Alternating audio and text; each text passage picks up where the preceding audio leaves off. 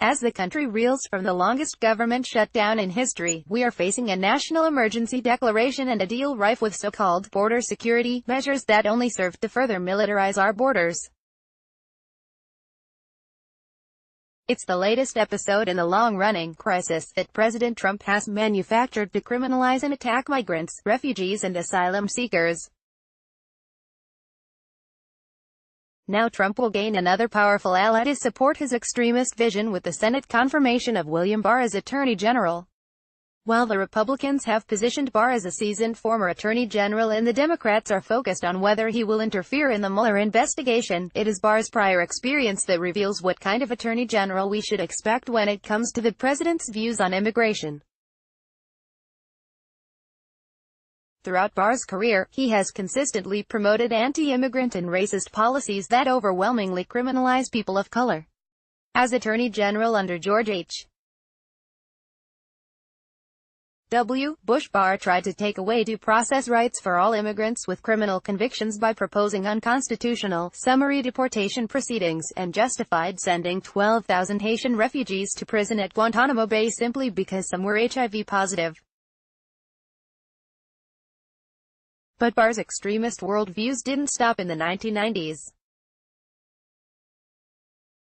In 2018, he wrote in the Washington Post applauding Jeff Sessions' work at the Department of Justice (DOJ), which include the implementation of the zero-tolerance policy and attempted prosecution and imprisonment of all migrants, including those with children, arrested after crossing the border. Barr saluted the expansion of Operation Streamline, a program that establishes an altogether separate and unequal court, devoid of due process and equal protection, designed to facilitate the mass prosecution and imprisonment of immigrants for crossing the border, an act that equates legally to a misdemeanor traffic violation. Across the southern border, the U.S. government packs people into freezing cells, deprives them of food and water, and forces them to sleep on the floor for days.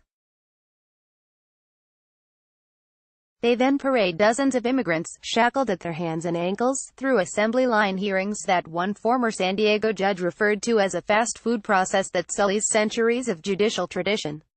The impacts of the human rights crisis that Sessions created are still being felt. Children have been severely traumatized, and despite the executive order Trump was pressured to sign, many children continue to be separated from their families, in far higher numbers than originally reported.